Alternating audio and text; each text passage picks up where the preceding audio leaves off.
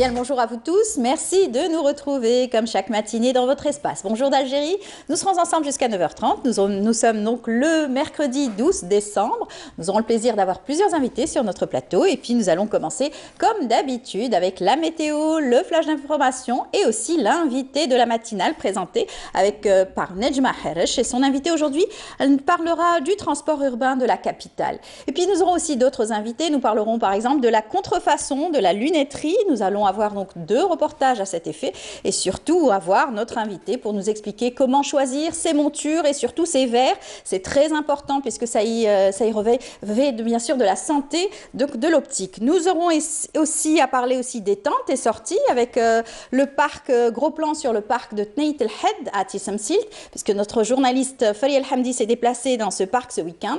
Et puis à l'occasion bien sûr de la journée mondiale des montagnes, nous allons fêter avec eux bien sûr cette journée et surtout faire un gros plan sur un club de randonneurs qui nous fait aussi la découverte aussi de cette belle initiative. Nous aurons également à recevoir aussi la directrice, la commissaire du festival de la création féminine qui revient à sa 8e édition cette année et bien entendu elle viendra encore une fois nous montrer donc le savoir-faire de ces dames. Cette fois-ci l'édition est dédiée aux jeunesse regard sur les arts. On aura l'occasion de parler aussi avec Madame Axous et parler en tout cas de ses nouveautés. Et on terminera l'émission en musique avec un jeune qui viendra nous présenter son tout dernier album, Mehdi Laifaoui, qui lui évolue à l'étranger. Il viendra nous présenter bien entendu son univers musical. Voilà, c'est tout le programme qu'on a choisi pour vous. J'espère que vous allez passer un très bon moment en notre compagnie. Et puis sans plus tarder, je vous laisse en compagnie de Mina Hamed pour les nouvelles du ciel.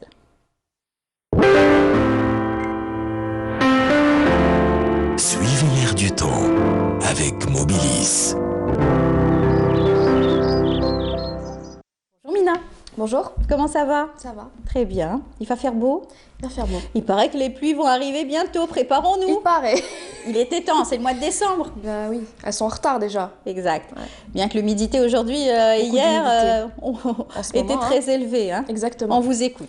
Merci beaucoup mesdames, mesdemoiselles, messieurs, bonjour et très bon réveil. Effectivement, on notera un taux d'humidité pour aujourd'hui qui va dépasser les 80% sur l'ensemble des régions côtières, de la brume tout au long de la journée, notamment sur les côtes de l'ouest et l'intérieur centre. En journée, on notera un ciel dégagé sur la partie ouest, dégagé à partiellement voilé sur le centre et l'est du pays, et puis sur la partie sud, beaucoup de soleil.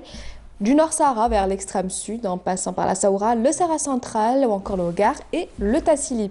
Les températures de cet après-midi, eh bien, on notera sur la moitié nord 19 degrés à Alger ainsi qu'à Oran-Tlemcen, 18 à Annaba, on notera un minimum de 14 degrés à Al-Bayed ainsi qu'à Djelfa, 21 degrés à Gardaya, Bachar, à Tindo, 23 degrés à Adrar.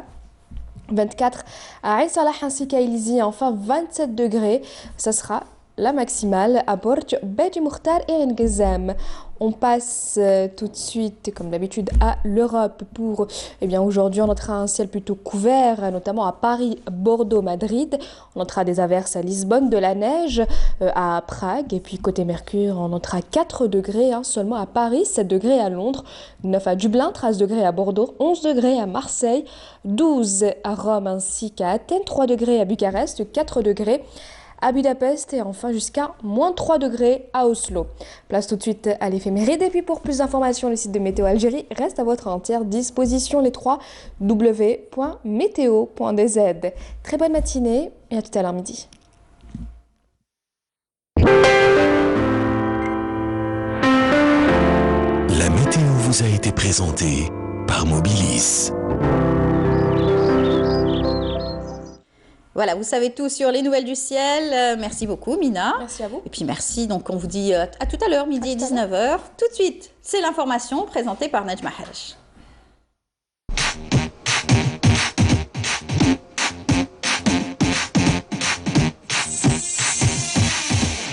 Bonjour à tous. Dans l'actualité, un attentat à Soukoué. Hier soir, la France, une fusillade a éclaté sur le marché de Noël de Strasbourg, dans le nord-est du pays. Donc l'attaque commise vers 19h en plein centre-ville a fait 4 morts et une dizaine de blessés, dont au moins 3 dans un état grave. L'assaillant est fiché au niveau de la sûreté de l'État. Il était activement recherché par les forces de l'ordre dans la soirée. C'est ce qu'a souligné donc dans la soirée la préfecture du département qui invitait les personnes présentes à rester confinées. Le chef de l'État, Emmanuel Macron, s'est rendu peu après minuit à la cellule de crise interministérielle activée par le ministère de l'Intérieur. Le parquet de Paris a parallèlement ouvert une enquête pour assassinat, une enquête pour tentative d'assassinat en relation avec une entreprise terroriste et association de malfaiteurs terroristes criminels. Et dans notre pays, retour dans l'actualité en Algérie, le ministre de l'Habitat, de l'Urbanisme et de la ville Abdelwahid Temmar prend part à la 5e conférence arabe sur l'habitat qui se déroule pendant 2 jours et qui sera suivi par la 35e session du Conseil des ministres arabes de l'habitat et de l'urbanisme. Temmar présentera notamment l'expérience de l'Algérie en matière de diversification des offres de logement.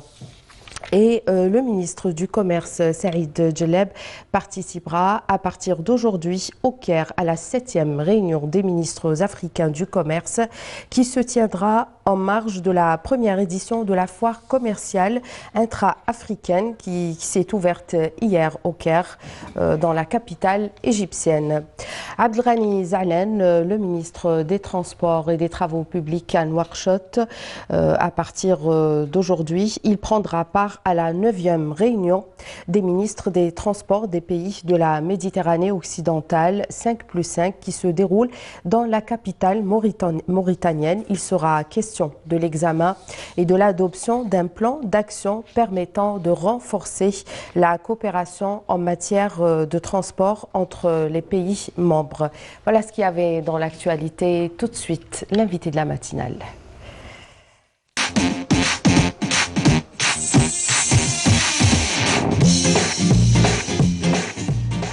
Et j'ai le plaisir de recevoir Madame Fahima Saïdoun, chargée de gestion des affaires de l'autorité organisatrice des transports urbains d'Alger. Madame Fahima, bonjour. Bonjour Madame. Plaisir de vous recevoir. Donc, qu'est-ce que c'est l'autorité d'organisation des transports urbains de la capitale ? Bonjour encore et merci de nous donner l'occasion de présenter ce jeune organisme. En effet, l'autorité organisatrice des transports urbains est le démembrement de l'État. On est sous la tutelle du ministère des Travaux publics et des Transports. Et à l'instar des autres pays du monde, partout dans les grandes villes qui sont dotées de plusieurs modes de transport, comme Alger, où on est doté de 5 modes de transport, le bus, le train, le téléphérique télécabine, le métro et le tramway. Donc il est question de mettre en place un organe à même de coordonner et organiser ces modes-là. Tous les moyens de transport. Vous existez depuis longtemps ? En fait, le décret qui a été promulgué dans ce sens le décret a été promulgué en 2012 et le démarrage effectif n'a eu lieu qu'en 2015. Il est question aussi, je me dois de rappeler qu'il est question de mettre en place 9 autorités sur le territoire national. Le projet d'Alger est le projet pilote, donc on est censé réussir pour que les 9 autres wilayas nous suivent. D'abord parce qu'Alger dispose de beaucoup de 5 modes de transport. Et partout, là maintenant, toutes les grandes villes comme Annaba, Oran, Sidi Bel Abbès, Batna disposent du bus, du train depuis toujours. Mais là, renforcé avec le réseau du tramway, donc on a estimé nécessaire mettre en place une autorité à même d'organiser, de coordonner entre ces modes-là. Nous avons assisté il y a quelques mois au lancement d'une carte multimodale justement pour aider les usagers à connaître les moyens de transport et rester connectés avec les différents moyens de transport. Par exemple, un voyageur qui prend le métro, il sait à quelle heure où il doit arriver, à quelle heure il prend soit le taxi, le bus. Elle est effective cette carte ? Oui, la carte a été, d'ailleurs vous nous aviez fait l'honneur d'assister avec nous. Il était question de vulgariser ce produit-là, l'un des produits de l'autorité. Je préférerais, avant de passer à la présentation de ce projet, présenter en gros toutes les missions d'abord transports qui sont à la charge de l'autorité. Donc, comme j'ai expliqué tout à l'heure, ces autorités-là, que ce soit en Algérie ou partout dans le monde, elles sont censées assurer une organisation, une coordination entre les différents modes. Et quand je dis les modes de transport, je ne dirais pas que, parce qu'il est question aussi de collaborer avec toutes les parties prenantes associées au secteur du transport. On est un acteur de mobilité important et on a remarqué qu'il y avait cette déficience. Donc, chaque mode de transport a sa propre vision monomodale. Et là, on cherche à réunir les tous, à les réunir tous ensemble et avoir de meilleurs résultats en faisant fédérer tout le monde. Donc, pour coordonner entre les moyens. La coordination, l'organisation, la planification aussi, ça nous fait défaut. On est censé plus tard collecter les recettes et les répartir. On est censé mettre en place, c'est en cours déjà, je dis on est censé, mais on est en cours de réalisation de certaines études qui peuvent faire en sorte à ce que l'usager du transport renoue avec ces transports. L'État algérien a consenti beaucoup d'efforts et beaucoup d'argent dans ce sens. Donc autant exploiter, optimiser l'utilisation de ces modes de transport, participer à amoindrir, à diminuer de la congestion, la pollution et tout le reste. Maintenant, je reviens au projet que vous avez. J'ai été très heureuse de voir que mon produit a vu le jour. C'est un produit autorité. Il est très difficile de s'imposer en tant que jeune organisme. L'autorité, avec ses 3 ans d'existence, reste relativement jeune. On bataille un petit peu pour imposer nos idées et prouver notre utilité. À ce jour, je me dis que c'est l'un des projets qui a rassemblé tout le monde. Donc, il s'agit d'un support papier, comme ça se fait à l'étranger. Donc, vous arrivez par exemple à l'aéroport, vous avez votre carte d'orientation. Vous pouvez prendre déjà à partir de l'aéroport, vous avez des navettes Etusa qui peuvent vous emmener en plein centre-ville, en hypercentre. Il y aura bientôt le train et le métro. Il était question de préparer l'usager à prendre non pas seulement le taxi ou autre, mais emprunter un moyen de transport collectif. Donc, la carte de transport multimodal est diffusée à titre gracieux puisque ça représente une information voyageur, multimodal pour cette fois, bien que les opérateurs monomodaux font des efforts dans leur sens pour leur mode précisément. Mais là, ça fait plaisir de voir tout le monde autour d'une table réaliser un produit commun. Donc, elle oriente, elle donne des informations touristiques même.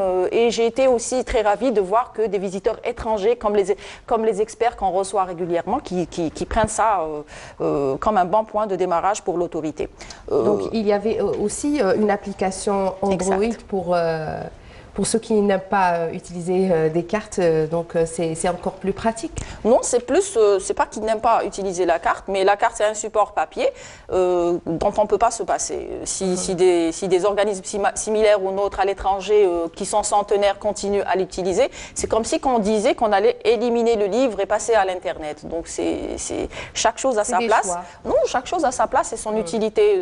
Je sais pas, des fois il y a des perturbations de connexion, donc on fait appel à cette carte qui contient les mêmes informations que celles de l'application Android. L'application Android, dont le nom est Archidni pour le moment, est une application première dans son genre qui permet à l'usager de définir son itinéraire, de choisir, d'opter pour les interconnexions qui sont liées à son déplacement, d'évaluer le montant, le temps, et puis on est en cours de perfectionnement. Là, elle est en ligne à titre expérimental. Elle sera mise à la disposition des usagers à partir de janvier 2019 et elle est enrichie au fur et à mesure. En fait, depuis votre passage en juin, elle avait beaucoup d'améliorations. En tout cas, le plus beau, c'est que c'était un projet réalisé par des étudiants algériens de l'université de Bebzoua. Et on était très contents de voir une équipe aussi jeune derrière un projet intelligent pour la capitale. Ce n'était qu'un avant-goût, parce que j'ai eu après ça m'a donné envie d'aller visiter toutes les grandes écoles. À l'exemple de l'EPO, le Polytech, j'ai trouvé des trésors. Donc on a des jeunes vraiment qui peuvent je vais les piquer tous en stage chez nous pour développer d'autres travaux. Et c'est vraiment prometteur. Ça serait bien de capter leur intérêt, qu'on fasse en sorte qu'ils restent ici, qu'ils développent leur pays. On va parler des transports dans la capitale. Quelle est la première heure où les usagers peuvent emprunter un moyen de transport? À partir de quelle heure on commence à côtoyer les moyens de transport et jusqu'à quelle heure dans la capitale? Normalement, c'est 6 h du matin, 5 h du matin pour le métro et les TUSA, jusqu'à 23 h. Donc le service ferroviaire commence à s'améliorer. Ils ont fait un bon saut qualitatif. On ne peut pas ignorer ça. On s'était réunis hier avec les gens de la SNTF. Ils sont en train de progresser de façon admirable. Les services de l'ETUSA aussi, ils assurent un service Noctibus. On a l'impression que ça se passe mal, mais il y a beaucoup d'efforts derrière. Là, parmi les projets les plus importants sur Alger, et c'est ce qui tient à cœur à Monsieur le ministre des Transports, c'est la réorganisation, la professionnalisation du réseau bus privé. La flotte est énorme, ça représente quand même 80% de la part modale, même si on dit qu'on a un réseau assez développé sur l'Algérois, mais un réseau de 20 km sur le métro n'est pas suffisamment... Enfin, ça a réglé beaucoup de problèmes au niveau de l'hypercentre, ça a réglé aussi des problèmes avec les rabattements qui ont été créés grâce à la collaboration de l'Aoutua avec les autres modes de transport. Je vous donne un petit exemple. Lors des dernières extensions de Saht Chouhada et de Aïn Nadja, beaucoup de travail a été fait pour assurer une continuité entre le métro et le bus, par exemple. C'est le seul mode qu'on peut adapter au réseau lourd, au réseau de transport guidé. On ne peut pas dévier le train ou le métro, mais on peut adapter les déplacements, restructurer le réseau bus ETUSA. Là maintenant, l'idée commence à plaire à tout le monde et c'est dans le but d'améliorer la qualité de la prestation des transports collectifs au niveau de l'Algérois. Et qu'en est-il de la politique tarifaire ? La politique tarifaire, là, vous savez, c'est très compliqué. C'est hérité d'une situation dont on n'a pas été... les artisans. Voilà, c'est très compliqué. Là, on essaye d'ajuster ça et ça ira avec... on est en cours de finalisation du projet de billettique. Donc là, Alger est une grande ville qui se modernise de jour en jour. Là, un projet de billettique lancé par la Outua aussi. Quand je vous dis billettique, c'est mettre en place un ticket unique. Donc là maintenant, pour préparer les usagers à cette formule, on a lancé dans un premier temps la formule AMU, abonnement mensuel unique. Déjà, depuis février 2016, l'usager de l'Algérois peut emprunter 4 modes de transport qui sont le bus, le métro, le tramway, le téléphérique télécabine avec un seul support. Donc ça évite l'enchaînement tarifaire, on n'a pas à payer beaucoup. À chaque fois, à s'arrêter, à prendre un nouveau titre, ça prépare l'usager à emprunter différents modes avec un seul ticket. Là, c'est une formule... Et quelle est la durée de validité du ticket? C'est un mois. Toute la journée? Non, là, on n'a pas pu faire ça parce que ça a des caractéristiques techniques très pointues. Là, maintenant, pour le ticket unique, ça sera quotidien, ça sera à l'heure.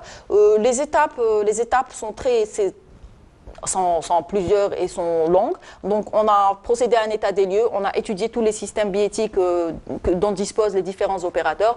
On a établi un REFOCO, un référentiel fonctionnel commun qui permettra aux prochains opérateurs qui vont rejoindre ce réseau, comme l'ETUSA qui doit actualiser son réseau, son système billettique, plus l'ETAC, le transport par cap. Donc, à la fin, là, on est en phase de choix. On doit opter, on a lancé des workshops pour sélectionner le meilleur prestataire. Ça ne peut pas être fait en Algérie. Donc, on a fait appel à des entreprises de renommée mondiale qui vont s'associer à un industriel algérien pour finaliser ce projet de billettique. À ce moment-là, Alger disposera d'un ticket unique pour tous les modes avec toutes les commodités qui vont avec. Et qu'en est-il de la sécurité au sein des moyens de transport, certains moyens de transport, notamment à des heures tardives? Est-ce que la sécurité est assurée à tous les usagers dans certains quartiers, par exemple? Bon, là, vous avez cité certains quartiers. C'est vrai qu'on a des retours dans ce sens.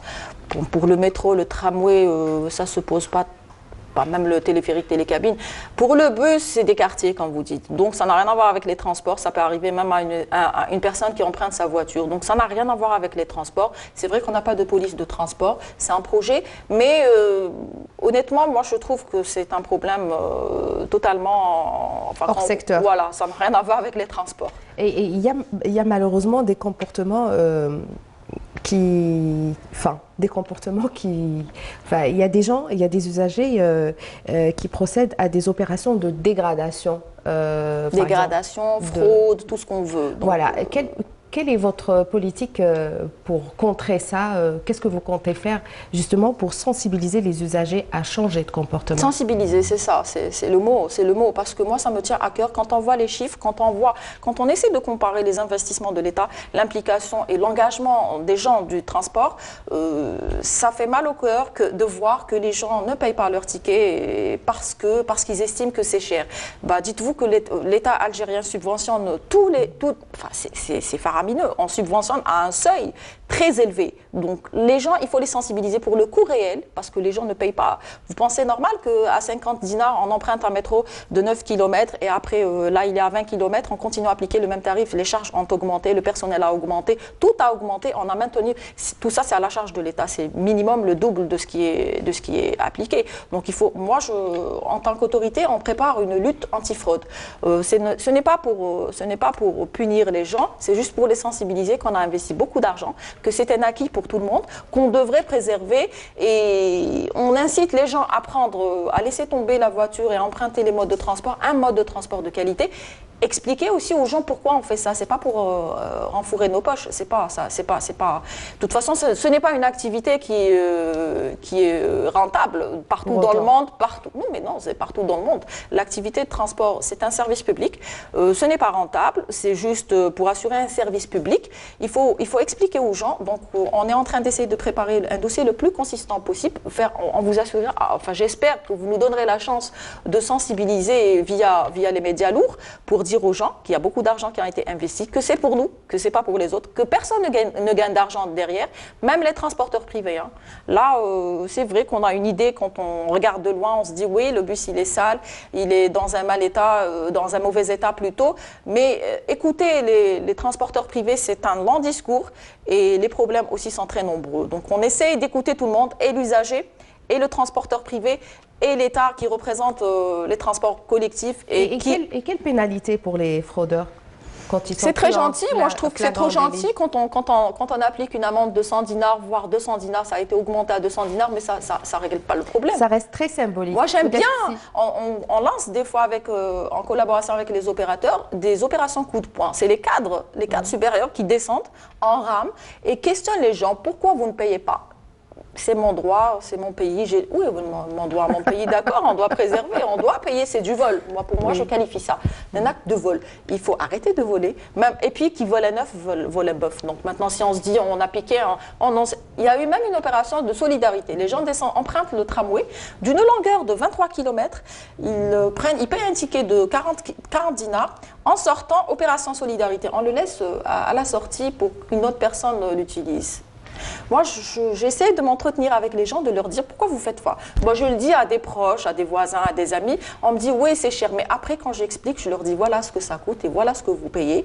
Et la marge voilà de combien coûtent les opérations de caillassage de train Coradia. On a vu les équipements des pays voisins. On a de quoi être fiers. Donc, on a les équipements les plus récents, les plus modernes. Et avec ça, vous savez... Le dernier Coradia lancé, il a été caillassé avant même qu'il soit inauguré. Pour la ligne Alger, plutôt Oran-Béchar, ça coûte les yeux de la tête, les pare-brises. Il y a des points. Il y a des points de tramway, des stations où ça arrive, les gens se protègent parce qu'ils savent qu'à cet endroit-là, on risque de se faire agresser. Pourquoi ? Est-ce qu'il ne faudrait pas probablement sévir davantage On ne veut pas. Moi, en tant qu'autorité, je ne veux pas agresser l'usager. Je veux sensibiliser. Je veux en faire. En tant qu'organe fédérateur qui essaie de rassembler l'ensemble des opérateurs, j'essaie aussi d'avoir les opérateurs privés avec moi parce que je les écoute, ils ont compris notre démarche, nos objectifs. On essaie de faire fédérer tout le monde, de diminuer de la congestion au niveau d'Alger et on respirera mieux tous ensemble. Donc c'est dans l'intérêt de tous, il faut juste expliquer les choses telles que, au bout de 3 ans, on a réussi à tenir ce dialogue et à faire adhérer certaines personnes qui étaient contre l'existence d'une autorité carrément et contre cette idée de renouer avec pourquoi les transports collectifs. Non, moi j'ai ma voiture, on a tous notre voiture. Mais moi personnellement, je ne prends plus mon véhicule personnel pour aller en centre-ville. Le problème de l'hypercentre a été réglé par le métro. Le métro, ça fait peur aussi de voir les comportements des gens. Moi, sincèrement, ça m'effraie. Je me dis, on s'attend au pire. On fait de notre mieux pour améliorer les choses. En contrepartie, les gens ne reconnaissent pas, d'une part, et d'autre part, ils font rien pour maintenir. J'imagine qu'il faudrait simplement un temps d'adaptation, peut-être que exactement, ça va tout se construit, oui, tout voilà, se construit. Tout à fait. Des organes comme le nôtre, enfin, je ne vais pas citer les pays, on a reçu des experts pour échanger les expériences. On nous a dit qu'on avait mis 20 à 30 ans, moi, au bout de 3 années. J'estime qu'on avance déjà pour s'imposer avec les acteurs de transport, c'est un exploit. Ensuite, les usagers, on essaie de les attirer vers nous, ben, j'espère que ça va se faire. Des projets de l'autorité? Bien sûr, on est un jeune organisme mais très ambitieux. On souhaiterait s'aligner aux normes internationales, pourquoi pas. On a tout pour, et vous avez dit vous-même tout à l'heure que ce n'est pas les compétences qui manquent, c'est juste, le plus difficile c'est d'inculquer ça, c'est de faire adhérer tout le monde. Donc on est censé finaliser ce projet de billettique. Moi j'en rêve, personnellement j'en rêve, j'aimerais bien pouvoir me déplacer avec un ticket unique. Ce n'est pas l'histoire du support, mais c'est le fait de coordonner entre tous, enfin pouvoir optimiser, que ça soit sur l'aspect temps, l'aspect financier, c'est sur tous les plans. J'aimerais bien voir que ça rentre dans l'ordre. On aimerait bien aussi renforcer l'information voyageurs, parce que là je vois qu'on a des gares urbaines pour lesquelles aussi beaucoup d'argent a été consenti, mais aucune station ne ressemble à l'autre. J'aimerais bien, en partenariat avec la wilaya d'Alger, on se rapproche de tout le monde, des gens de la Smart City, de la PUI d'Alger, la wilaya d'Alger. On voit qu'on fait appel à des boîtes étrangères alors qu'on peut faire ce travail. On en est apte, on connaît mieux notre pays et on a amélioré nos connaissances en côtoyant des gens qui ont déjà travaillé sur ça. Moi, ce que je me dis, c'est que tout se construit. Pourquoi les autres l'ont réussi et nous pas, on n'est pas en train de réinventer la roue, c'est juste... Ça va réussir, certainement. Surtout que c'est une femme qui est derrière, donc je reste très optimiste. Voilà, donc moi j'encourage la présence féminine dans des postes pareils. En tout cas, bravo, félicitations. Merci madame. Merci d'avoir accepté notre invitation. C'est moi qui vous remercie. Merci d'être venue beaucoup et à très bientôt. si tôt. Voilà, je vous donne rendez-vous dans une semaine. Vous retrouverez la semaine prochaine Feriel. Et voilà, je vous dis bonne journée. C'est à vous, Amel. Merci beaucoup.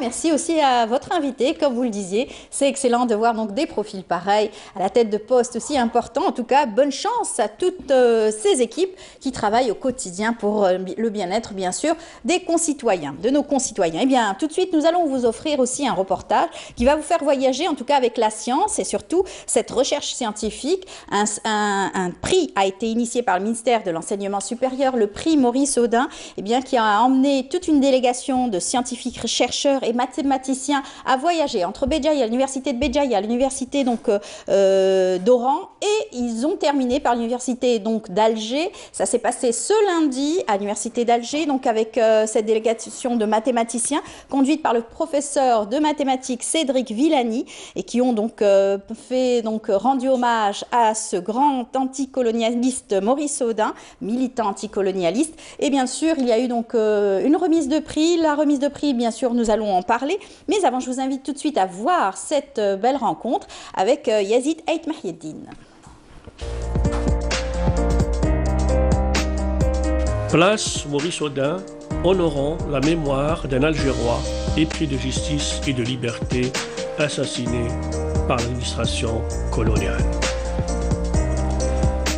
À tout seigneur, tout honneur. Monsieur Cédric Villani, en parfait speaker, nous rappelle que les maths est une équation pour la réussite de tout un projet de vie.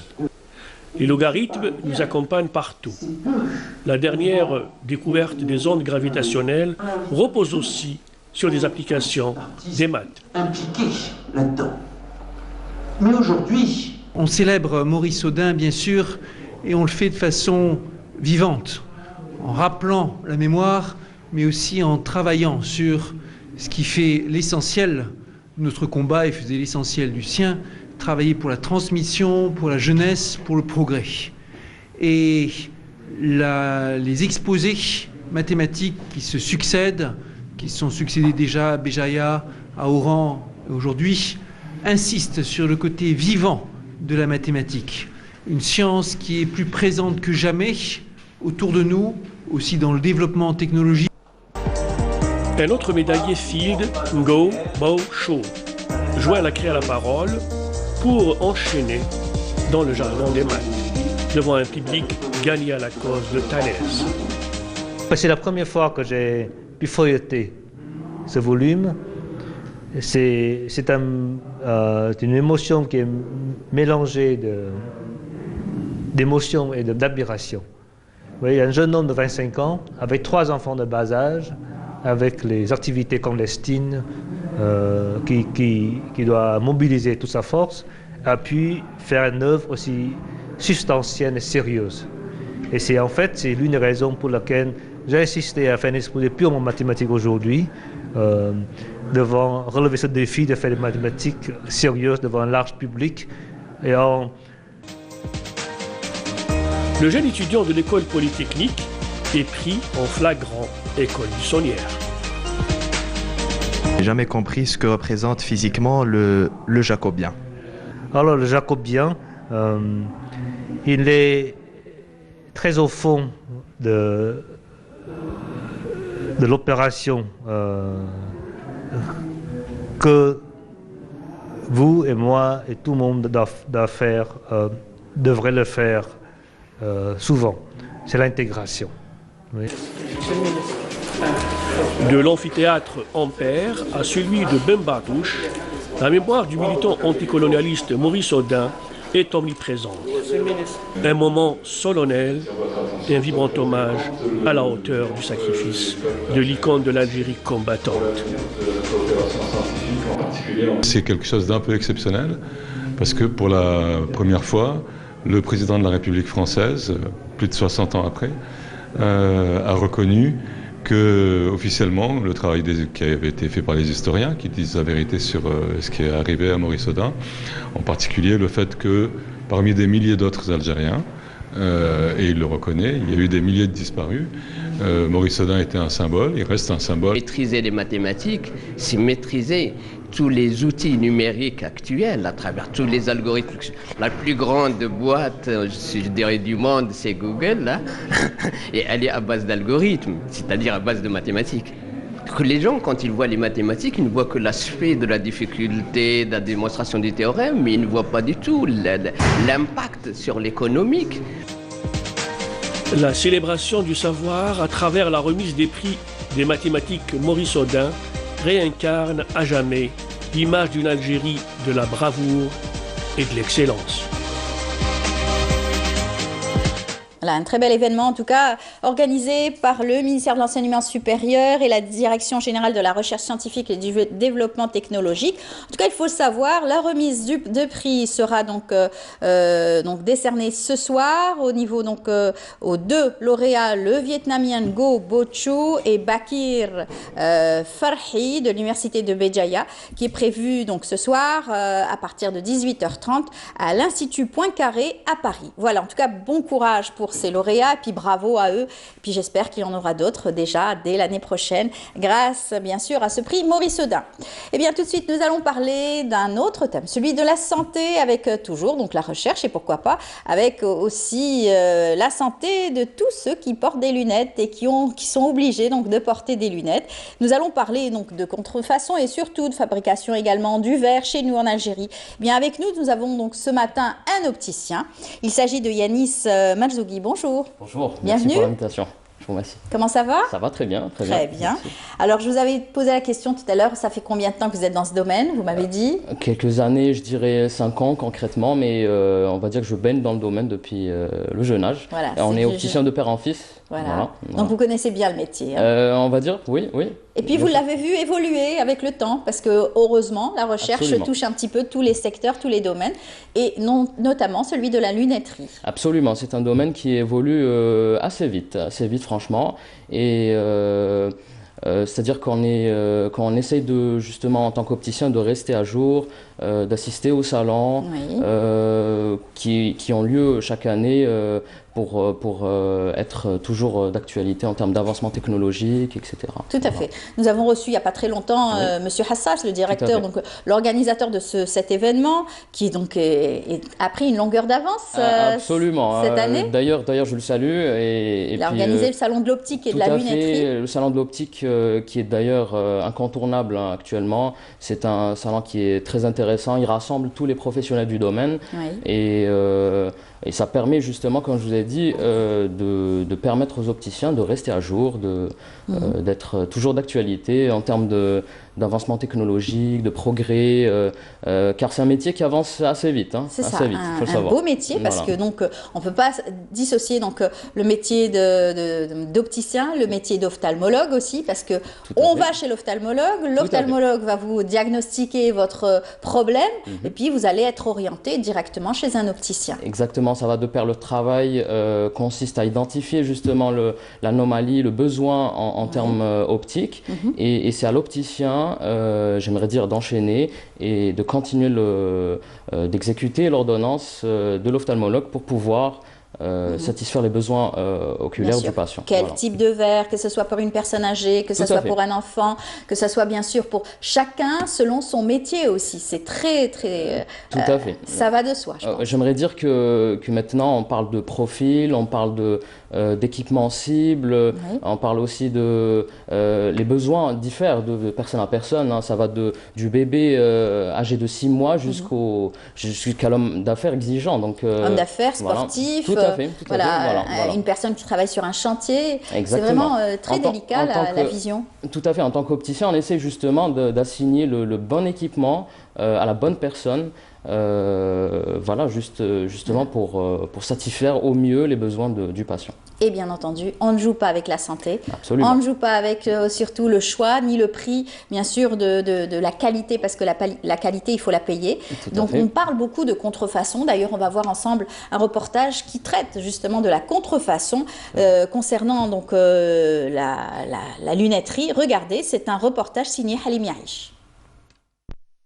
En raison d'une méconnaissance liée au danger que peuvent représenter les lunettes de contrefaçon, certaines personnes se laissent tenter par ces produits douteux vendus à même le sol qui peuvent engendrer de graves complications. J'étais chez l'ophtalmologue, il m'a prescrit 2 paires de lunettes. Je cherche des montures solides et pas chères. Je les achète 300 dinars et je change les verres chez un opticien qui me les façonne à ma correction. Les spécialistes du secteur préviennent contre l'achat et l'utilisation de ce type de montures contrefaites qui ne répondent à aucune norme. Maintenant, il y a moins d'achats de ce type de produits. Les consommateurs savent qu'il y a des risques. La monture risque de provoquer des allergies et le verre n'est pas traité. Il vaut mieux consulter un opticien professionnel. Le TR90 un matériau d'origine phénolique, يعني من البترول مادة كيميائية وهي اللي تعطي une grande allergie. L'allergie, le porteur, les branches. Des verres importés sont vendus et ne répondent à aucune norme, ce qui va constituer un danger pour les yeux des utilisateurs. Les professionnels du secteur doivent sensibiliser les citoyens sur ce type de danger.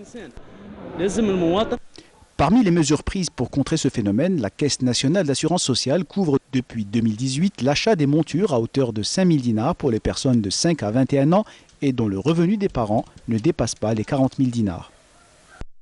Voilà, on a pu voir en tout cas lors de l'exposition, et c'est vrai qu'on trouve de plus en plus sur le marché informel quelques vendeurs comme ça, on les appelle les vendeurs à la sauvette, ils vendent même des lunettes. Oui, effectivement, des lunettes contrefaites, donc il faut le savoir. Justement, c'est un phénomène qu'on vit presque tous les jours en tant qu'opticien. Il faut savoir que pas mal de pays combattent le phénomène en question pour de bonnes raisons. C'est-à-dire que maintenant, on va expliquer le concept de la contrefaçon. Il faut savoir que ça coûte énormément de produire une monture de par le design, de par les matériaux, etc. Donc, la contrefaçon est le concept est assez simple, c'est de reproduire un petit peu la forme de la monture. Ça permet un petit peu d'attirer le porteur sur un plan esthétique, mais attention, c'est très important. Il faut savoir que la problématique réelle étant avec quel matériau on va fabriquer ces montures. Un matériel bien sûr beaucoup moins cher et bien sûr qui va se casser tout de suite par exemple. Le confort n'y sera pas, il y aura donc peut-être des allergies au niveau donc, des branches, au niveau donc, du nez, des oreilles, c'est cela? Exactement, c'est une subtilité qui échappe peut-être à pas mal de porteurs. Il faut savoir que hormis la solidité, parce qu'on peut par exemple acheter plusieurs montures pour anticiper les casses, il y a beaucoup plus dangereux, c'est le traitement du matériau qu'on va porter.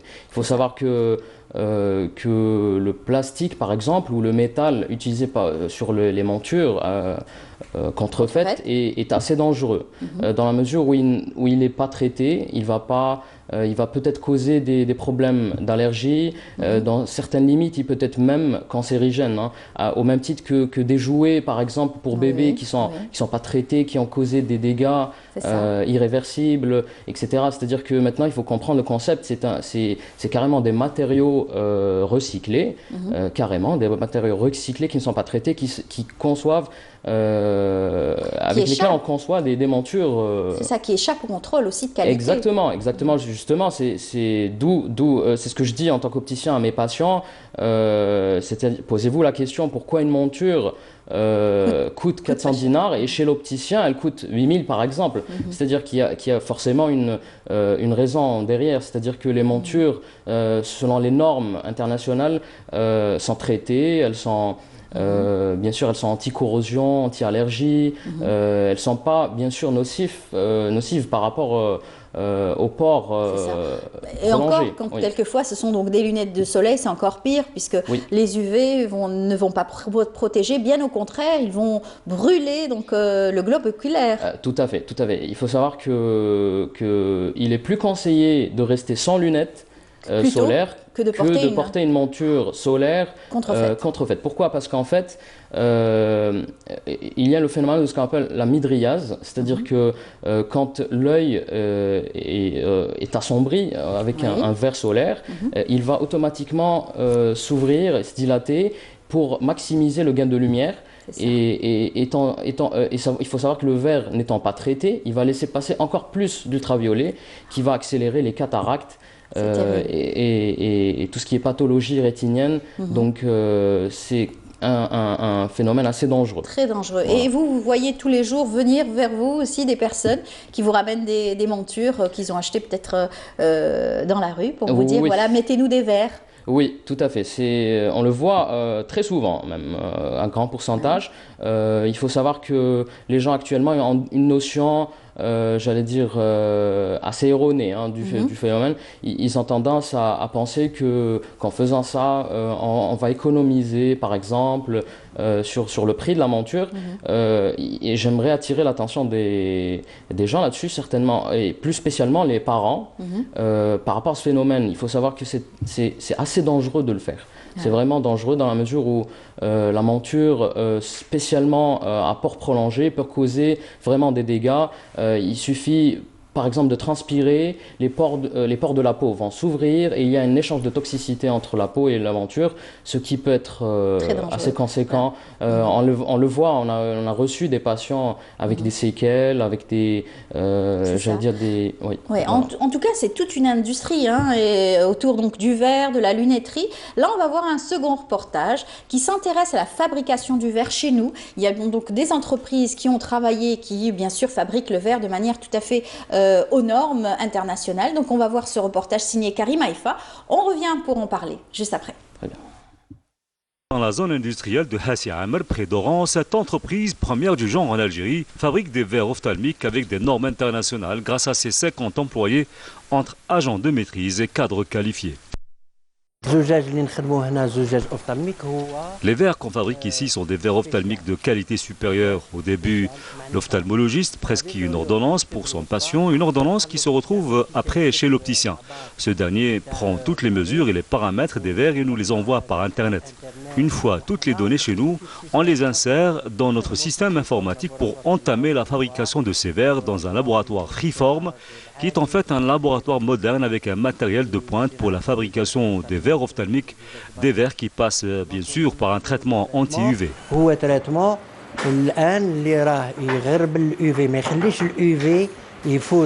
Grâce à une équipe pluridisciplinaire de très haut niveau, une main-d'œuvre hautement qualifiée, l'entreprise a lancé une nouvelle unité pour la fabrication de 1000 montures par jour, des montures 100% algériennes.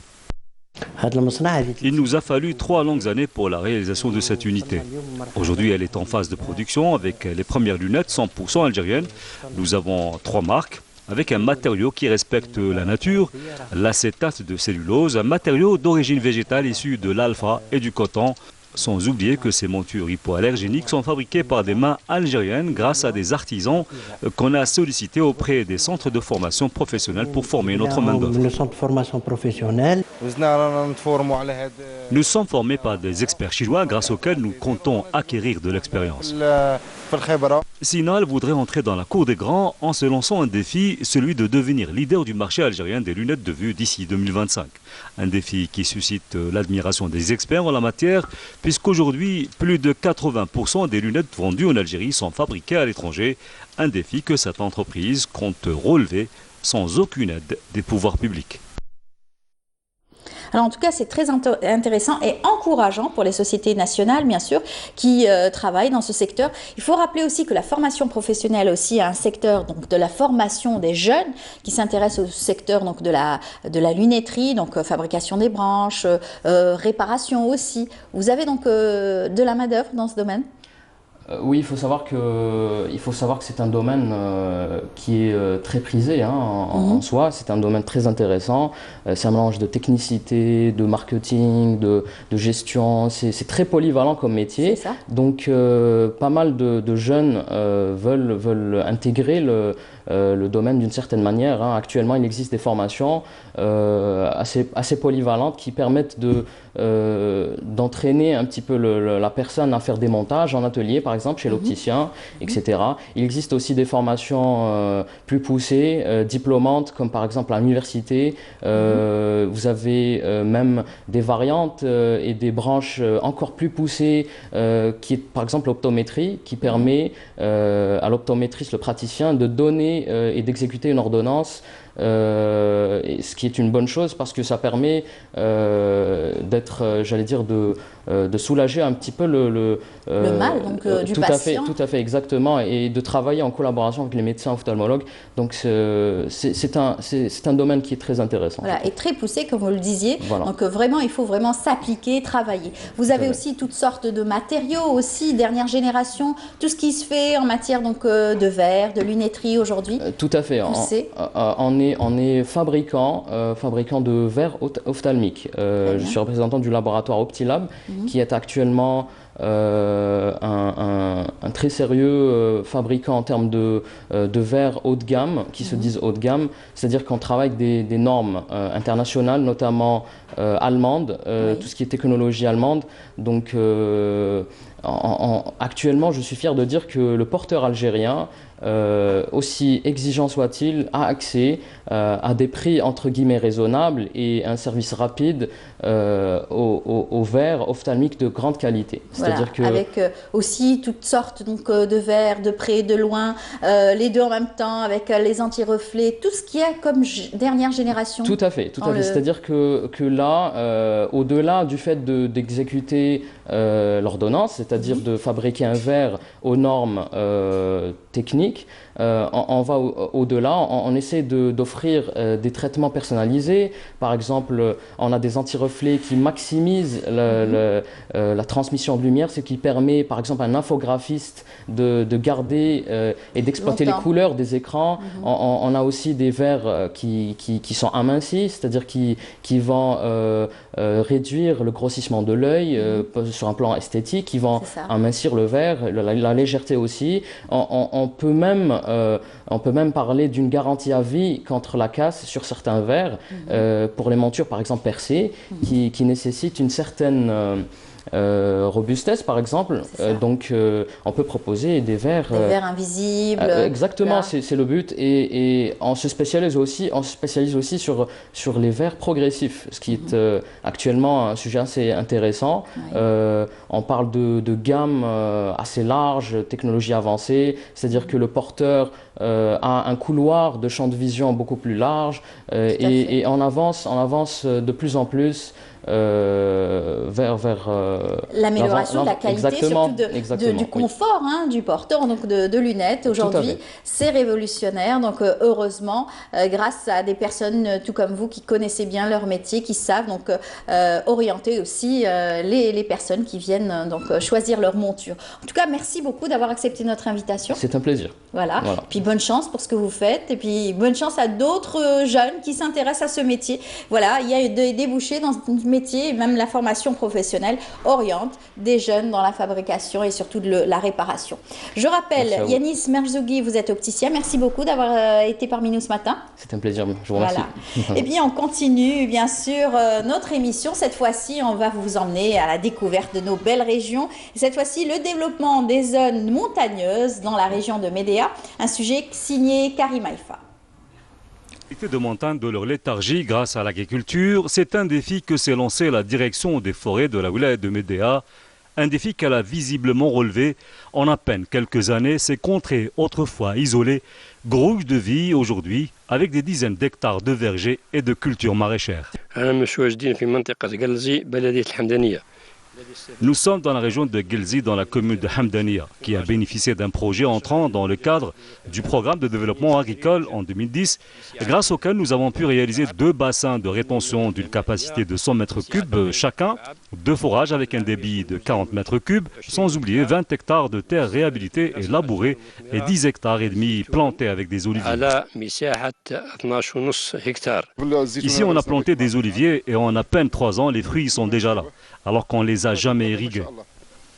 Avec ces vergers à flanc de montagne à perte de vue, ces fermes apicoles et ces sentiers transformés en pistes carrossables, une véritable dynamique économique a été créée dans ces montagnes autrefois désertes.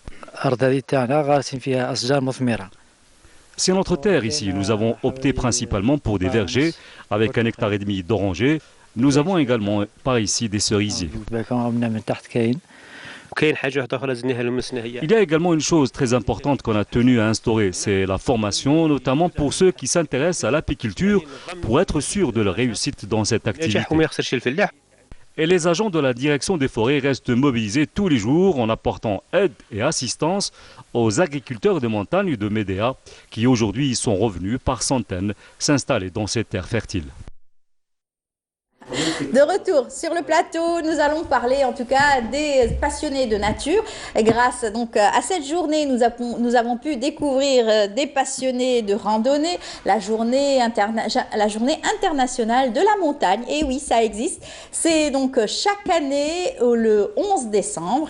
Elle est célébrée partout dans le monde, et bien même chez nous, puisque le parc de Tneit El Had a organisé aussi toute une randonnée aussi à cette occasion. Notre journaliste Fari El Hamdi s'y est rendu. Mais avant de voir le reportage, je présente d'abord nos invités. Ferz Koub, bonjour. Bonjour. Khaled, vous faites partie du club Wind to Go, c'est cela? Exactement. Et Saïd Mekawi, bonjour. Bienvenue. Merci. Vous êtes donc vous faites partie de ce club, et un club de sport extrême. Ouais. Vous êtes passionné de sport extrême. Des sports extrêmes, exactement, c'est-à-dire tout ce qui concerne les sports extrêmes de glisse, de montagne, de snow, de tout pratiquement, tous les sports extrêmes, kitesurf, windsurf, snowboard, wakeboard, bodyboard, pratiquement tous les sports extrêmes en Algérie qui puissent exister, pratiquement sur les 1600 côtes algériennes. Voilà, et vous, bien sûr, vous faites partie, pareil, de sport, donc entre copains. Entre copains, c'est lui le patron. C'est lui le patron. Ouais, et vous êtes à fond dedans depuis combien de temps? Depuis combien de temps? Depuis 5 ans. 5 ans. On va dire 5 années. Et vous? Moi, depuis, ça fait, on va dire, toute ma vie. On va dire. Toute votre vie. Ouais, parce que moi, j'ai fait partie de la fédération, des clubs aussi. J'étais athlète d'élite. Ouais. Et ça m'a permis de connaître un peu du monde sur le territoire algérien, c'est-à-dire surtout sur les côtes algériennes. Et du coup, ça m'a lâché, comme on dit, il faut passer le flambeau. Et là, on est en train d'initier les jeunes et les moins jeunes surtout pour connaître ce sport. Voilà, et bien sans plus tarder, on va donner envie à tous ceux qui ne font rien les week-ends et tout, en tout cas de sortir et faire comme vous, aller à l'aventure, découvrir donc toutes ces belles régions que nous avons, les montagnes notamment, et cette fois-ci, gros plan sur la région, le parc national de Tneit El Had à Tissemsilt. C'est Faria El Hamdi qui nous rapporte ces belles images.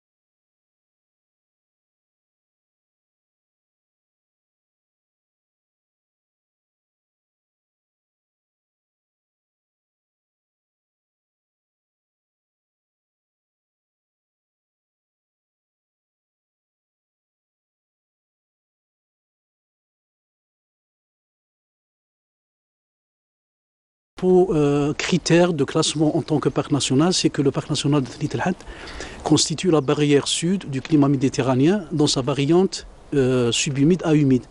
Il constitue aussi, il est formé d'associations végétales, donc il présente des curiosités botaniques, notamment l'association d'espèces végétales différentes, en l'occurrence le cèdre de l'Atlas et le pistacier de l'Atlas. Il y a aussi donc tout autour du parc national de Tneit El Had, dans son versant sud, des écritures libyques qui datent de plus de 8000 ans. Donc ça confère au parc une certaine dimension touristique très importante. Ces montagnes font partie du massif de Loarsenis et son point culminant, Ras El Bararat, s'élève à 1787 mètres d'altitude, aussi appelée El Medded.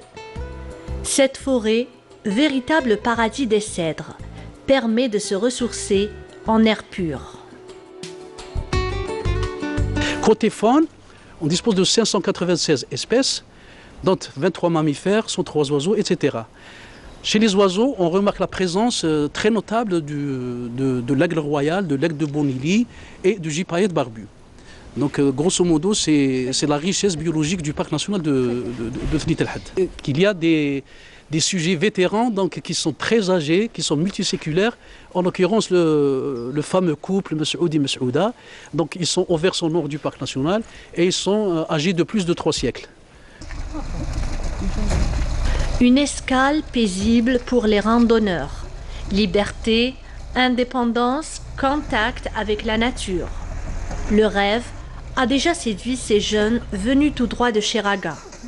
Rahim, Enis, Shaker ont même aménagé leur van pour partir vivre cette aventure ensemble. Bon, هذا الفيكول حنا اللي درنا له لاميناجمون تاعو. فوالا بديناه من الزيرو، كان عندنا نورمال هكا، ومن بعد مع الوقت مع اللي حنا نديبلاسي وكذا، جات لي دي مع هذا، قلنا ما بدنا نديبلاسي وكذا، علاش ما نخدموش حاجة نكونوا فيها شوية آلز في لي كومبينغ تاعنا وكذا. بلادنا واسعة بزاف وشابة بزاف. قارة في بلاد وحدة. أنا ديكوفريت وخرجت برا وشت ودرت في الجزائر وشت بزاف بلايص. شابة بزاف ما تكومباراش يعني بارابور. Un peu plus loin, des jeunes cherchant l'aventure, venus tout droit d'Alger. Bien loin des tracas de la grande ville, ce groupe de randonneurs ont choisi ce lieu de villégiature. Wintogo, c'est un groupe c'est des jeunes qui font pratiquement les sports de glisse, c'est-à-dire windsurf, kitesurf, surf, body surf, avec le kitesurf. Voilà, c'est 5-7 disciplines. Et en même temps, on essaie de faire promouvoir, d'ailleurs on a bougé un peu sur le littoral, c'est-à-dire les 1200 côtes, من البورسي حتى الكاب روس, c'est-à-dire jusqu'à Taref. Et de là, on a essayé de voir, de contacter, d'embraser les gens de là-bas pour faire découvrir les sports de glisse. Et même pour aller encore plus loin, on est parti même le Sahara, plus exactement à Béchar. Et Béchar, il existe, on va dire, le premier plus grand barrage de l'Algérie qui s'appelle Djerf Torba, et c'est le 3e en Afrique. اليوم خيرنا هنا تنيت الحد باسكو لا بون نهار شبابيتو منا بون حنا كي نجيو هنا نسطاليو كاع نحطو كاع لي طون تاعنا نبريباريو باسكو لازم نديرو تما نويتي هنا لازم باتو نديرو ان فو نديرو تما بيكنيك هنايا. مع الوقت بدينا بور بروموفوار لي سبور دو غليس ومن بعد الجروب تاعنا بدا يكبر بالعقل دو ديفيرون تاج دو ديفيرون كاتيجور كل واحد وشنو من لي زيتيديون الخدام كنا كاع كاتيجوري وحده مع الجروب هكذاك كان ليسبري دو بارطاج اي تو بالعقل ولينا نديرو دي سورسي اون روندون نروحو روندوني نروحو دي بلاص فين ما كان الخلا ما كان حتى واحد ما بيناتنا قصره ونديرو فو كون تاعنا الباربيكيو تاعنا قصارين. اروح كمان زيد عندنا رياض معروف في ديكاتلاج بالعود تاعو عندنا كمال كويزيني تاعنا. السلام عليكم. هاو العشاء تاعنا اليوم. هذا هو بيان هذا هو صيدها هو صيدها هو صيدها صيدها اليوم سهر عليها. الله يسلمك. بعد تجي تعشى ياك جي. مرحبا بكم. هاكم كاع معروفين. ما كاش مرحبا بك ان شاء الله.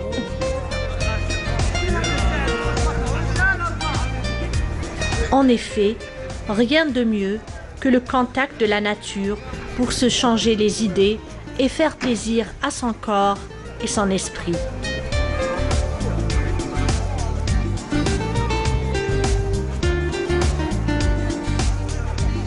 Le parc national des Cèdres attire chaque jour, par sa beauté pittoresque, de nombreuses familles en quête de détente. Avis aux amoureux des aventures.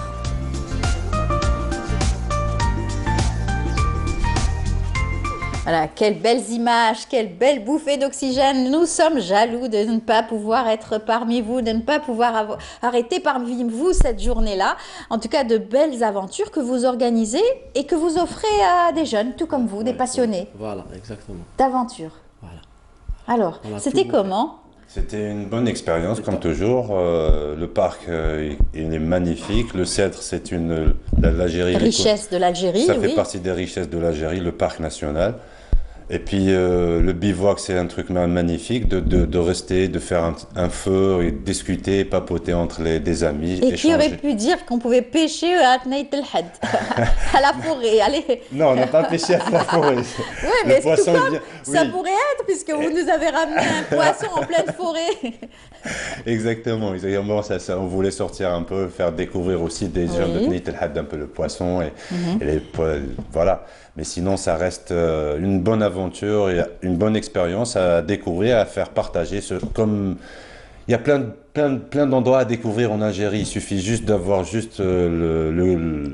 l'envie, la volonté, le groupe qu'il faut, les gens qu'il faut, les personnes qu'il faut, des gens positifs, c'est-à-dire qui avancent avec vous. Voilà. Et vous êtes déjà maintenant une vingtaine dans le club ? Voilà, 20, on est 20 à peu près dans le groupe, si on peut dire ça. Et bien sûr, Saïd, vous aussi vous avez rejoint le club et maintenant vous êtes nombreux, vous êtes partis partout sur le territoire national.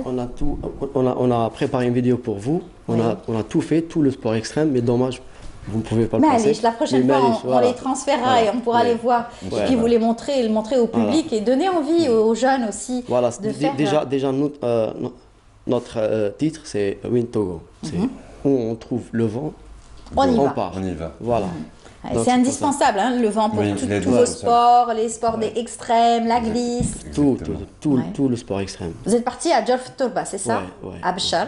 Bien sûr. Bien sûr. Et c'était comment ? Djerf Torba, c'est une bonne expérience parce que des gens, on est pratiquement tous de la mer et d'un coup on se retrouve sur un autre cadre où il y a des dunes, il y a des oasis et ça c'est un truc merveilleux, c'est un truc qu'on ne peut pas définir et expliquer, il y a tellement de choses à dire et du coup les gens ils étaient émerveillés en train de faire de la voile, du kitesurf ou du stand-up paddle dans un endroit fabuleux, féerique quoi. Qu'est-ce que vous dites aujourd'hui à tous ceux qui ont envie de faire un peu de sport? Les week-ends, en plus, on a eu de la chance. Regardez, on est en plein mois de décembre. La journée était magnifique. Les manches courtes. Malgré. Je confirme, tout à fait. Ouais. Eh ben, je dis aux personnes, aux jeunes et moins jeunes, venez découvrir votre pays sainement, surtout, avec des gens sympathiques et des sports, toujours du sport. Et nous, c'est surtout la promotion des sports de glisse en Algérie, c'est-à-dire pourquoi ne pas faire bénéficier, tant qu'on a 1600 de côtes pratiquement vierges. Vierge, surtout le côté est. Et puis la montagne, vous êtes monté à combien? À 1954, le sommet de Neit El Had, de Medded, la forêt de Medded. Et puis on voudrait rendre hommage aussi au directeur du parc de Neit El Had, M. Djeloul, qui n'a pas pu être parmi nous. Il a perdu son frère. Donc on lui présente toutes nos condoléances, le directeur du parc de Neit El Had. Et j'espère qu'on aura l'occasion d'autres fois à le recevoir pour nous parler de son métier. Merci beaucoup les jeunes.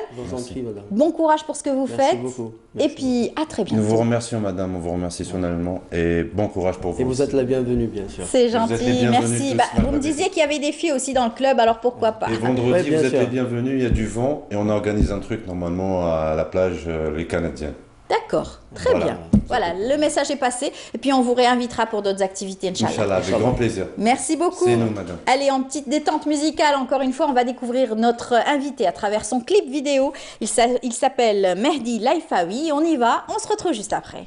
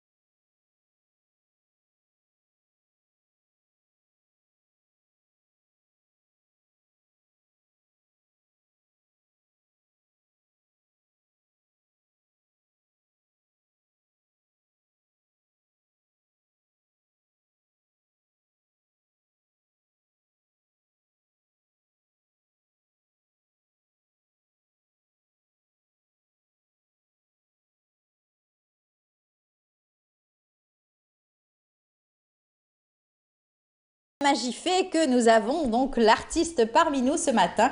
Il s'agit de Mehdi Laifaoui. Bonjour. Salam alaikum, bonjour. Salam, comment ça va? Ça va très bien. Très bien, marhaba bik. On vous a vu dans votre clip vidéo, vous êtes en pleine promotion d'album. Exactement, l'album vient de sortir sur toutes les plateformes numériques dans tous les pays, occidentaux surtout, parce qu'en Algérie, je pense qu'il y a juste Spotify ou la Malabalish. Oui. Et Inch'Allah, très prochainement, la version physique en Algérie. D'accord. Voilà, l'album Osmo Trap Project. Très bien. Très beau clip en tout cas. On va en parler dans un moment. On va présenter aussi notre invitée, Madame Hamida Aksous. Bonjour. Bonjour Amel, bonjour à nos amis téléspectateurs. Comment ça va? Très bien, merci. Déjà, on renoue avec la 8e édition du Festival de la création féminine. Tout à fait, tout à fait. Vous savez que nous n'avons pas fait celle de 2017, puisque à partir de 2016, il a été décidé que le festival ne se produirait qu'un an sur deux. Donc nous arrivons à la 8e édition cette année, qui va ouvrir donc jeudi 13. Avec beaucoup d'imagination et de travail pour essayer donc de trouver une thématique et mettre à l'honneur le savoir féminin, c'est cela, le savoir-faire féminin? Tout à fait. Comme nous nous sommes intéressés, vous le savez Amel, depuis très longtemps, donc depuis 2010, à pratiquement tous les arts que les femmes exerçaient, pratiquaient, nous avons décidé cette année de changer un petit peu notre optique et nous nous sommes intéressés aux jeunes, à la jeunesse.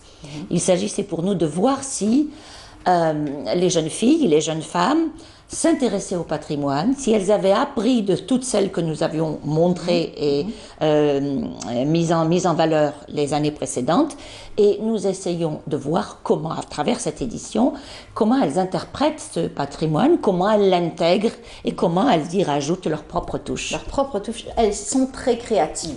Les jeunes de nos jours sont très créatifs. Aujourd'hui, l'outil informatique fait aujourd'hui que c'est plus facile, que c'est plus pratique aussi. Tout à fait. Et que l'art visuel a pris un essor particulier aussi. Tout à fait. Là, vous êtes en train de parler du deuxième thème, parce que cette année, nous avons deux thèmes. Les jeunes s'intéressent au patrimoine, mais ils sont également attirés par l'image. On sait très bien que l'image attire tout le monde. Et donc, il y a des jeunes filles qui se sont mises à travailler sur le traitement de l'image, la photographie, l'infographie, la vidéo. Et le clip vidéo, par exemple. Voilà, le clip, bien sûr.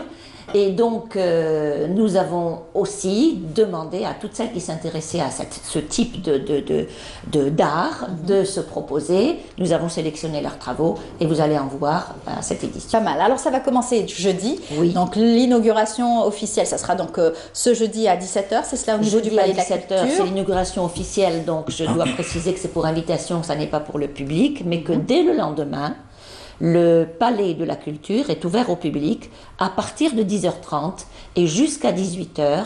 Les gens pourront venir, le public pourra venir visiter les deux salles d'exposition. Donc une salle art du patrimoine où il y aura tissage, broderie, poterie, mosaïque, céramique, et une salle réservée aux arts visuels où il y aura des photos, des tableaux, des projections de vidéos et des travaux d'infographie. C'est extraordinaire et puis ça permet aussi à ces jeunes de s'évaluer les unes avec les autres. Et bien sûr, il y aura donc un membre du jury.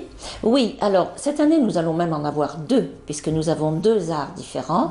J'ai donc mis en place un jury qui va juger les travaux qui sont en lien avec les arts du patrimoine, et un second jury va juger à ce moment-là le travail qui concerne les arts visuels. Voilà, et bien entendu, donc tout ceci va être bien organisé, vous le disiez, ça sera au Palais de la Culture. C'est donc de 10h du matin dès vendredi, au lendemain de l'inauguration. 10h30, de 10h30 à 18h dès le lendemain de l'ouverture. Alors donnez-nous envie, qui va y avoir finalement parmi ces jeunes? Alors, il y a un petit peu de tout. Parmi les tisseuses, vous avez toutes ces jeunes filles qui ont été formées dans des ateliers d'initiation créés par les anciennes que nous avons montrées. C'est la même chose pour la broderie. La poterie, vous savez que c'est aussi l'un des arts les plus anciens qui a toujours intéressé la femme. Vous savez, l'homme n'est venu à la poterie qu'après. C'est la femme qui a été la première concernée par la poterie. C'était bien sûr des ustensiles urbains, bien sûr. D'abord, mais elles reprennent aussi le patrimoine qu'elles revisitent un peu à leur façon. C'est la même chose aussi pour la céramique et la mosaïque. Et concernant les arts visuels, alors vous avez un petit peu de tout, des autodidactes, mais aussi, par exemple, nous en avons une qui a 19 ans. Nous avons une petite jeune fille de 19 ans qui participe justement dans 2 éléments de l'art visuel, la peinture et la vidéo. Et nous avons aussi certaines élèves qui sont sorties de l'école des beaux-arts, ou qui y sont encore en train de se former. Voilà, donc des autodidactes ou des personnes en formation ou des gens qui sont doués, qui sont attirés par ce genre. Est-ce que c'est justement facile de préparer toute cette pléiade d'artistes, de jeunes artistes qui viennent exposer? Est-ce que la sélection, vous avez eu assez le temps de pouvoir faire votre sélection? Oui, alors je dois dire que cette fois-ci, nous sommes partis sur 2 axes pour sélectionner. D'abord, nous nous sommes adressés à toutes celles que nous connaissions et dont nous savions qu'elles avaient ouvert une école de formation. On leur a demandé de nous envoyer 2 ou 3 de leurs meilleurs éléments. D'accord. La seconde méthode que nous avons utilisée, c'est bien sûr Facebook. Nous avons ouvert une page Facebook qui existe depuis le début du festival. Mais là, au mois de juillet, fin juillet, début août, nous avons lancé un appel à candidature en précisant les critères. Nous avons fixé des critères d'âge, évidemment, parce que sinon nous aurions eu tous les âges. Or, il s'agissait pour nous de mettre en valeur les travaux des jeunes. Donc, nous avons fixé pas plus de 40 ans pour toutes celles qui pratiquent les arts du patrimoine et pas plus de 30 ans pour toutes celles qui sont dans les arts visuels. Vous allez me dire pourquoi cette différence, 40-30? Je vais l'expliquer. 40 ans pour le patrimoine, parce qu'il faut quand même du temps pour intégrer le patrimoine, le comprendre et lui donner sa propre touche. Alors que les arts visuels, c'est beaucoup plus rapide. La technologie est là, donc on peut apprendre très rapidement et on peut même se former seul.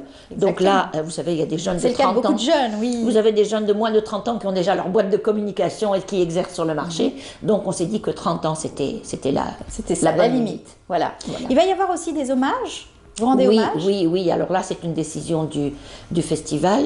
Le festival a perdu une amie très chère, qui a toujours accompagné le festival. C'est avec elle que nous avons réalisé tous nos supports de communication. Il s'agit de Aïda Lazib, que vous connaissez très bien, qui portait ce festival en elle.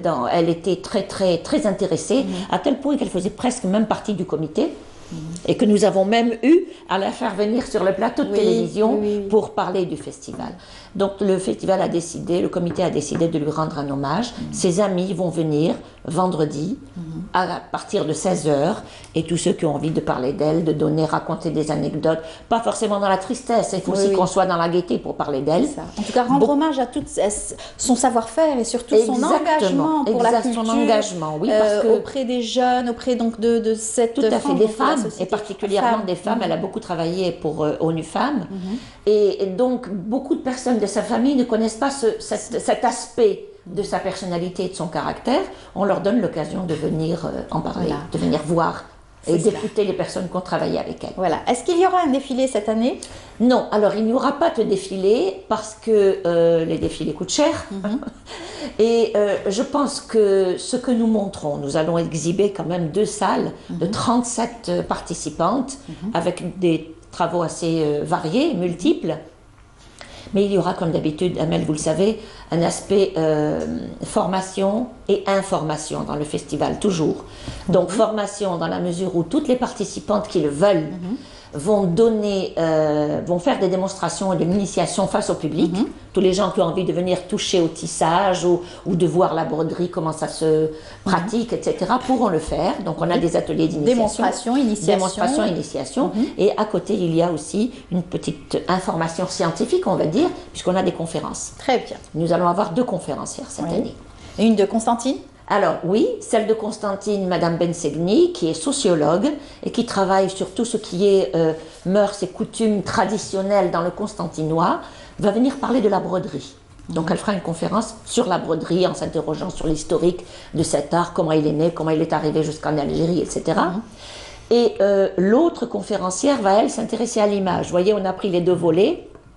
C'est Madame Malika Laïchour qui, elle, va parler de l'image. et de la manière dont on peut la recevoir et la transformer soi-même. Voilà. Parfait. En tout cas, on va se régaler puisque chaque année on se régale avec le festival de la création féminine. Bon, c'est depuis donc 2016, c'est tous les 2 ans. Donc cette année, on va en profiter à fond avec bien sûr cette édition consacrée à la jeunesse et surtout à l'art, jeunesse, regard sur les arts, bien entendu. Madame Aksous, merci beaucoup. Et puis on se donnera rendez-vous pour les invités. Je remercie les médias, la télévision, Canal Algérie particulièrement, de toujours nous accompagner et de recevoir les participantes elles-mêmes qui vont venir parler de leurs travaux. Tout à fait. On sera bien sûr à vos côtés. Et puis on revient à notre artiste qui lui est plutôt sur les arts visuels, plutôt côté masculin, puisque vous baignez dedans depuis quelques années. La musique vous a toujours donné envie de créer, c'est cela? Exactement. Ben, ça fait, j'ai commencé à pratiquer la musique à l'âge de 17 ans. Après, depuis 2000, à l'âge de 20 ans, j'ai commencé à vivre de ça. Voilà. Jusqu'à aujourd'hui, alhamdoulilah. Et donc, pas que, parce que sur mon disque, il y a 2 duos avec 2 sublimes chanteuses. Une chanteuse américaine, Amy Haim, et une cubaine. Iliane Canizares, qui en ce moment elle cartonne. Elle cartonne. Il n'y a plus de frontières quand on parle de musique. Non, pas du tout. En fait, le disque vraiment, il a été. J'ai plein de musiciens de partout. J'ai des musiciens brésiliens, des Algériens, des Français, des Italiens, tout ça. Donc vraiment, c'était un choix. Moi, le fait déjà que j'ai quitté mon pays, c'était pour des raisons culturelles. Je sais pas, vous vouliez voir autre chose je voulais ailleurs, voir autre chose, je voulais rencontrer d'autres musiciens. Vous êtes parti en 2003, hein? En 2003, exactement. Donc je voulais vraiment rencontrer d'autres cultures. Et c'est le cas sur ce disque. Ben, il est arrivé un peu tard, mais il fallait du temps. Il fallait travailler. Parce que j'ai d'autres projets aussi. Un projet Radio Babel Marseille, avec qui je tourne depuis 2013. J'ai fait pas mal de pays, pas mal de festivals dans le monde. Et ce projet personnel, un peu solo, voilà, avec... Et vous êtes au plus près donc, de notre communauté algérienne, donc vous percevez quand même leur orientation donc, musicale. Alors, vous savez un peu ce qui se fait aujourd'hui? Pour ne pas vous cacher, pas trop. Mais en fait, l'idée vraiment, c'était d'essayer de faire une musique pour tout le monde. Ça veut dire faire découvrir, parce que je suis parti sur le thème du rail, mais je suis allé à l'origine... C'est ce que j'allais dire, parce que dans le clip, c'est ce qu'on ressent, c'est la musique. Exactement. Donc je suis allé... Ce clip, en fait, c'est le morceau, on va dire, c'est le morceau qui est le plus commercial du projet. Mais sinon, je suis vraiment allé chercher le trap. Le trap vient du mode trap qui vient de l'ouest de l'Algérie. Non, de l'ouest de l'Algérie. Trap qui est le bedoui. En fait, le mode qu'on utilise dans le bedoui, c'est trap. C'est une gamme pentatonique.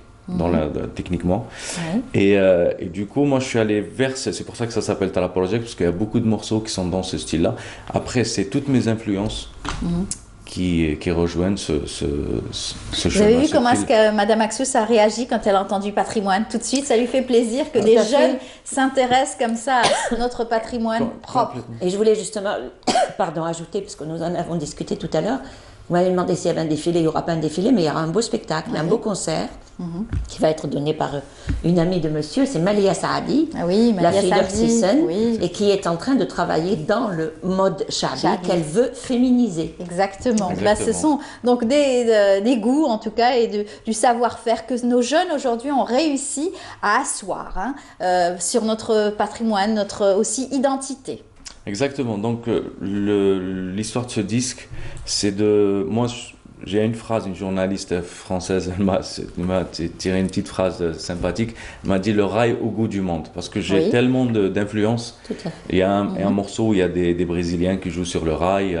Donc voilà, donc c'était moi qui viens aussi de d'autres sonorités, que j'ai fait beaucoup de musique gnawa avec Ma'allem Ben Issa, d'ailleurs, qu'on va... célébrer, donc le 14, voilà, Ma'allem Ben Issa, l'héritage, le 14 décembre à la salle Ibn Zaidoun.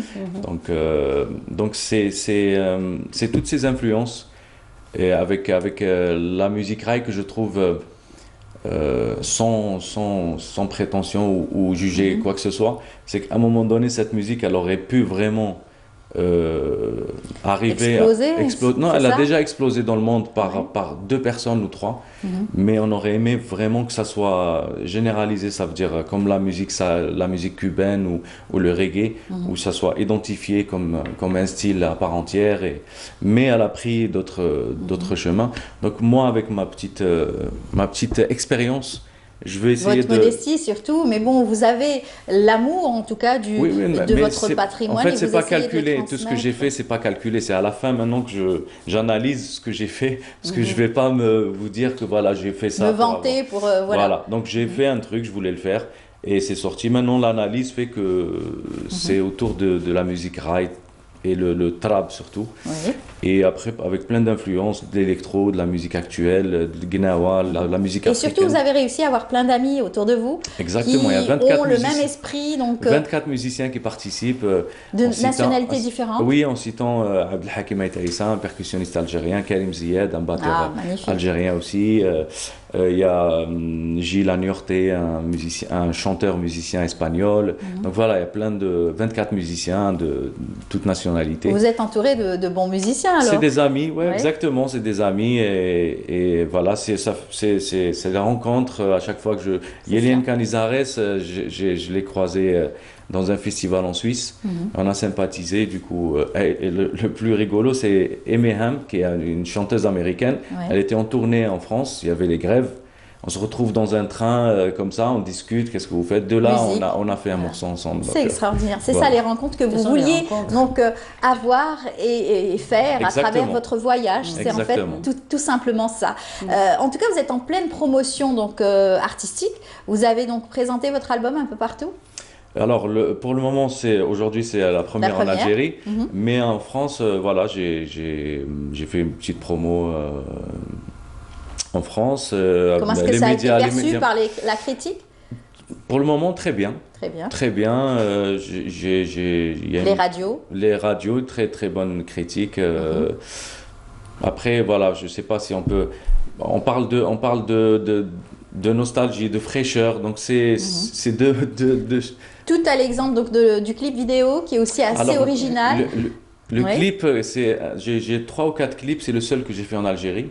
Et il est réussi, c'est une production Herbie, c'est un réalisateur jeune qui s'appelle Bilal Aitar. Et la chorégraphe qui est aussi ma voisine, comme le sportif qui vient de passer. Du plateau précédent. Exactement. Et qui s'appelle Khadija Goumeiri. Donc je salue leur travail aussi, leur talent. Et puis nous aussi, ça nous permet aussi d'avoir d'autres clips et surtout d'autres visions sur des jeunes et sur leur savoir-faire, bien sûr. Ça rejoint ce que disait Madame Axous tout à l'heure. Notre jeunesse fourmille d'idées, fourmille d'émotions. Et on se rend compte finalement qu'ailleurs et ici, il y a énormément de choses qui peuvent éclore de tout ce bouillonnement. Toute cette énergie positive. En tout cas, ce qu'on peut vous souhaiter, c'est que de la réussite, du bonheur, puisque vous faites ce que vous aimez. Donc, bonne chance pour ce nouveau clip et surtout cet album. Et puis, j'espère vous recevoir pour d'autres spectacles. Peut-être que vous viendrez donner un spectacle ici en Algérie. L'objectif, avec ce projet, c'est de revenir jouer en Algérie, bien sûr. Ça fait... je pense depuis 2009 que j'ai pas joué ici, j'ai pas travaillé ici. Voilà. Donc ça serait vraiment cool. L'occasion. Oui, voilà, de revenir jouer. Et vous allez renouer aussi avec toute cette amitié que vous avez laissée quelque part. Exactement. Déjà, ça va commencer le 14 décembre. N'oubliez pas le 14 décembre. Bien sûr. Oui, bien entendu. C'est à 19h, à la salle Ibn Zaydoun, voilà. Exactement. En tout cas, on en parlera, j'espère, avec bien sûr les artistes et surtout ce beau spectacle de Ibn Zaydoun. On vous dit merci beaucoup, Mehdi Laifaoui. Merci pour l'accueil. Un dernier mot? Un dernier mot, je voulais parler de Madame. Ça donne toujours de l'espoir et de voir des gens comme on a discuté dans les loges. Et j'espère qu'il y aura beaucoup d'initiatives par rapport à vraiment l'identité et la culture algérienne. Elle pense à faire la version masculine. On vous aurait invité dans la version masculine de la création. Là, il faudrait institutionnaliser un autre journal, un autre festival de la création masculine. Voilà. Mais il n'y a que la création masculine qui est visible. Oui. C'est la raison de l'existence de la création féminine. Merci beaucoup, Mehdi. Puis bonne chance. Et quant à moi, je vous dis aussi merci, merci Madame beaucoup, Amel. Aksous. Merci beaucoup. Bien et sûr, on ravi restera d'avoir rencontré monsieur qui est plein de fraîcheur et plein d'initiatives. Voilà, c'est en tout cas un beau plateau avec lequel nous avons terminé également. Eh bien, on est arrivé à la fin de l'émission, c'est déjà terminé. Merci beaucoup de nous avoir suivis, excellente journée à vous tous. Et puis on se donne rendez-vous demain, 8h, 9h30. Merci beaucoup à toute l'équipe, au revoir et bonne journée.